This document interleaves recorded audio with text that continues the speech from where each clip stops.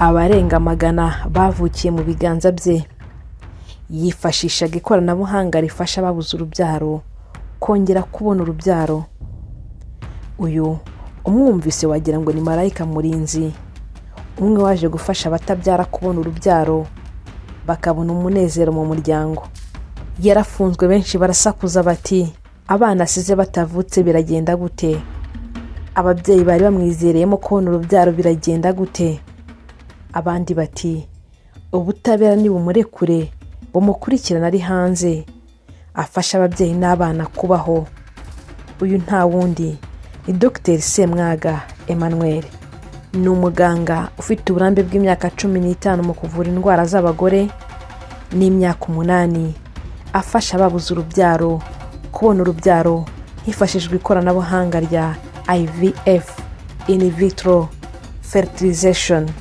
Amaze ibyumweru 2 afunzwe, ariko yakatiwe gufungwa iminsi 30 y'agateganyo kubera ibyaha akurikiranweho bifitanye isano n'akazi k'ubuvuzi akora.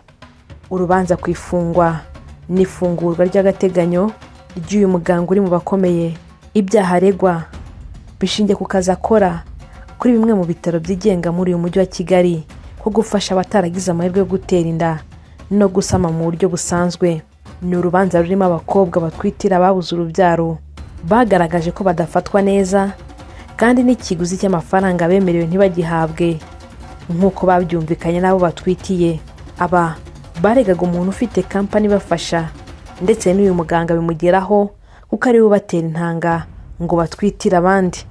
Tariki ya 4 Kanama 2025, nyuma y'impaka nyinshi mu nteko ishinga amategeko, abadepite batoye itegeko rigenga serivisi z'ubuvuzi byemera uburyo bwo gutwitira undi, surrogacy, mu rwego rwo gufasha abafite ikibazo cyo kutabyara kubyara hifashishijwe iri koranabuhanga. Ni itegeko rigizwe n'ingingo 111. Komisiyo y'imibereho y'abaturage mu mutwe w'abadepite yasuzumye umushinga w'iri tegeko. Yavuze ko wongewemo ingingo 20 kugira ngo rirusheho kumvikana neza. Perezida w'iyi komisiyo Uwamariya Veneranda yavuze ko ingingo zagarutsweho zari zirimo izijyanye na serivisi zo kororoka hakoreshejwe ikoranabuhanga rya IVF. Indi ngingo yanateje impaka cyane niyo kwifatira icyemezo ku guhabwa serivisi z'ubuvuzi, aho bemeje ko imyaka iba 15 ivuye kuri 18 yari isanzwe mu mategeko kugira ngo umwana w'umukobwa abashe kuba yakwibonera serivisi z'ubuvuzi by'umwihariko mu bijyanye no kororoka. Iyindi ngingo yagarutsweho niyo gutwitira undi no kubika intanga cyangwa insoro zishobora kwifashishwa mu kororoka mu gihe kizaza. Iri tegeko iteganya ko abantu bafite ibibazo byo kutabona urubyaro byemejwe na muganga w'inzobere bashobora guhabwa serivisi yo gutwitirwa bikurikije amategeko n'amabwiriza. Iri tegeko riteganya ko umuntu utwitira undi agomba kuba afite byibura hagati y'imyaka 21 n'imyaka 40. Agomba kuba yarigeze kubyara nibura rimwe mu buryo busanzwe kandi nta nkomyi. Agomba no kuba afite ubuzima bwiza, ibi bikemezwa na muganga. Naho ku muntu ushaka ko bamutwitira,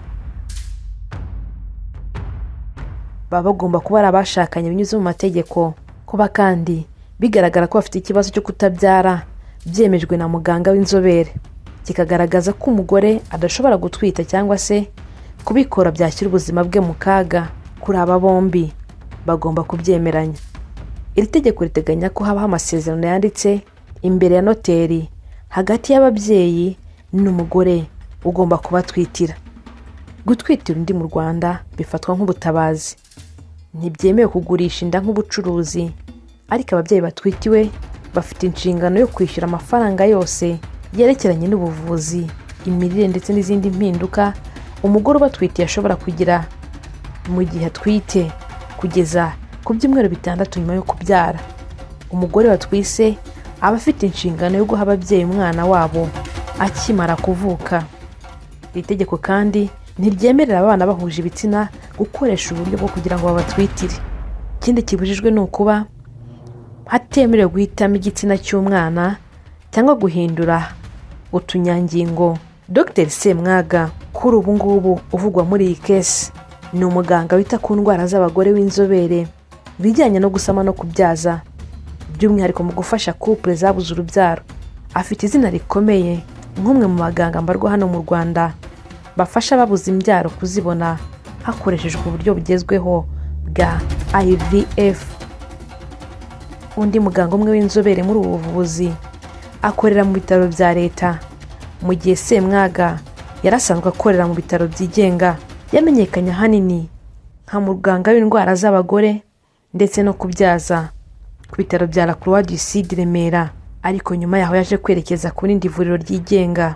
Amakuru avuga ko ku bitaro asanzwe akoraho ashobora ngo kwakira abamugana barenga 50 ku munsi umwe, biganjemo abakeneye ziriya serivisi zo kubona urubyaro, yaba ari Abanyarwanda, abo muri Afurika y'Iburasirazuba ndetse no ku yindi migabane.